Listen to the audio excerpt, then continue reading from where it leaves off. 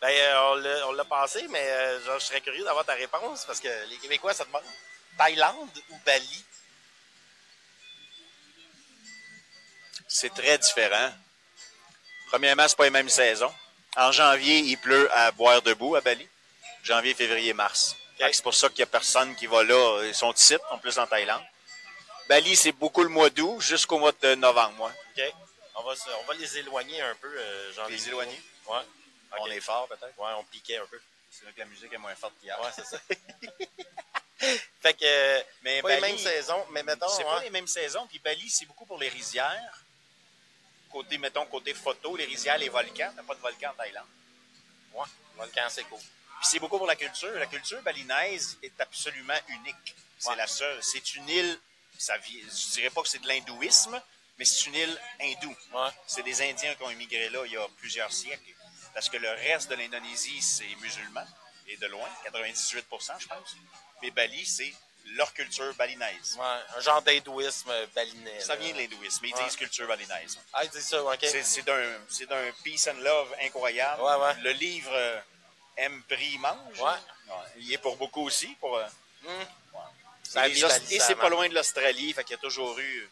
T'as tout le conventionnel, t'as tout le côté facile, t'as tout le côté easy going, à cause que c'est développé dans le sud, mais t'as le reste de l'île au nord, où c'est complètement la vraie culture balinaise. On parle de Ubud, on parle de plein de places au nord, pour les volcans, pour les rizières de riz. C'est les plus belles rizières avec l'Indonésie. Hein. Moi, j'aime mieux l'Indonésie, mais c'est un choix. Ouais, okay. Si tu veux avoir des rizières de riz, des montagnes, des volcans, des viewpoints, c'est Bali. Ah, c'est carré. Avec en étage. Là, en étage, c'est débile. Mais, tu vois, j'en jasais avec Ali il y a quelques jours, parce que là, on est là pour un bout, fait qu'on était comme, on va explorer, puis elle a jamais vu l'Asie. Puis, tu sais, Bali, j'avais quand même aimé ça. Ouais. Quand je suis parti de là, mais j'étais parti de Bali, je m'étais revenu en Thaïlande, tu sais. Par après, je suis retourné, tu sais, je suis revenu en Thaïlande à chaque fois. Puis, j'étais comme Bali ou Thaïlande, tu sais, genre, on en jasait un peu. J'étais comme, on peut aller le voir, tu sais, genre, c'est sûr. Mais il y a des affaires qu'on va trader, là, tu sais, genre qu'on va perdre là, de la Thaïlande, genre la bouffe, tu sais, comme à Bali, je me souviens pas d'avoir tant... Ouais, on mange bien, mais c'est plus des menus conventionnels, quasiment américanisés, si on veut. C'est ça. Fait que là, c'est comme, tu sais, t'es au resto... t'es au resto... Ouais, t'as plus de sandwich, t'as plus de burger. Ouais, c'est ça. Si tu manges leur truc, c'est tout le temps le riz quelque chose, là. Je me souviens plus du nom, là. Nasi lemak. Nasi lemak pour le morning, puis l'autre, nasi, ça veut dire nasi goreng. Nasi goreng, c'est fried rice. Nasi goreng, c'est fried rice. Goreng, c'est fried. OK. Tu peux avoir du poulet goreng, du porc goreng, n'importe quoi. Nasi goreng, ouais. C'est quoi le matin? Nasi lemak. Ouais. Puis, ben là, tu sais, dirt cheap, là. C'est vraiment pas cher. Fait que, tu sais, le coût de la vie, genre, c'est encore correct, mais mettons... Il est plus cher que la Thaïlande. Ah, plus cher que la Thaïlande, OK. Ne serait-ce que pour la bière. Ah, ouais. Ils ont juste une sorte, la bintang, tu t'en souviens? La bintang. Bintang, ça veut dire étoile. Il y a une étoile dessus. Ouais. Puis on parle, c'est beaucoup plus cher que la Thaïlande. OK. Puis, mettons, tu sais, aussi, côté... je sais pas, tu sais, je me rappelais, genre, de, mettons, c'est quoi la ville, là, tu sais, quand t'arrives à côté de l'aéroport, là? Denpasar. Kuta, les gens vont Kuta. C'est ça, Kuta, là, que là, c'est le chaos, même, là, tu sais, total. C'est australien. Il n'y a pas de balinais.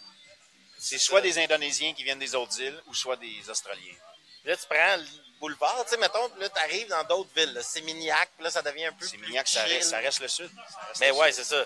Là, au bout de Kanju, là, tu sais, que là, c'est là que les digital nomades... Là, t'es à gauche, là, t'es à gauche. Mais là, tu sais... à gauche de l'île, ouais. C'est... puis finalement, tu sais, on avait pris un scooter, puis on avait monté... Ubud. Là, on a passé quelques jours à Ubud, puis on avait continué, tu montes dans le volcan. À un moment donné, t'arrives à une température, tu sais, de jungle, genre, là, c'est assez... Ça, j'ai trouvé ça hot, là. C'est là que j'ai comme catché un peu que, tu sais, vraiment, la température, c'est par étage, là, comme de la vinaigrette. Tu montes. Arrive en haut, voit le volcan, OK, redescend de l'autre bord. Là, tu sais, j'étais comme, wow, OK, tu sais, genre paysage juste de débile mental, là, tu sais, genre. C'est ça. Mais, tu sais, comme l'appréciation de la vie, mettons, là, tu sais, juste les klaxons pis tout, là, le Kuta pis Sémignac, ça me tente pas. Ouais, c'est ça. Où tu sais, y vas-tu encore de temps en temps? Oui, j'y allais 2 fois par année. J'ai arrêté depuis la pandémie, à peu près. T'allais où, c'est ça, je vais te dire. Okay. Moi, au début, j'ai découvert tout ce que tu viens de nommer. J'arrivais à Denpasar, je couchais à Kuta, j'allais à Sémignac, j'allais de l'autre côté aussi, du côté est. Puis à un moment donné, je commençais à en avoir mon casque. Fait que je m'arrangeais pour atterrir avant midi. Je prenais un bus direct à Ubud. Ah, OK. J'ai pas mis les pieds dans le sud. Et puis, mon ami mentor Simon, là, qui vit à Ahmed dans le nord-est, pendant, je pense, 12 ans, il me dit qu'il atterrissait à Denpasar et qu'il s'en allait direct. Il n'a jamais mis les pieds dans le sud. Couché à Ubud. T'es juste à 2h30, 3h. T'sais. Quand t'atterris à Denpasar, si t'en vas à Ubud, c'est 2h30, 3h de route.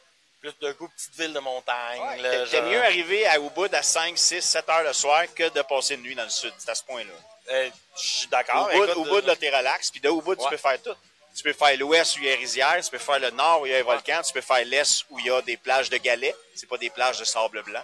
Mais c'est là qu'il y a la plongée, right? Beaucoup, ouais. C'est le meilleur snorkeling au monde, Ahmed. Ah, Ahmed. okay. C'est considéré comme le meilleur snorkeling au monde. Ouais. Quand même. C'est pas creux, il y a des affaires dans le fond à voir, puis il y a des sortes de poissons hallucinantes. Okay. Ouais. Ahmed. Il est encore là, ton mentor? Oui. Il y a un guest house avec 6 chambres. C'est quelqu'un qui s'en occupe. C'est toujours là. Ouais. C'est le Sunrise Café à Ahmed. Ouais. Sunrise Café. Ouais. On laissera le lien dans la description. Ouais. C'est hâte. Et lui, il vit encore là? Je peux pas dire qu'il vit là parce qu'il faut qu'il retourne au Québec des fois. Avec la pandémie, tout a changé. Mais oui, quand il y a du temps à tuer en Asie, c'est là qu'il est.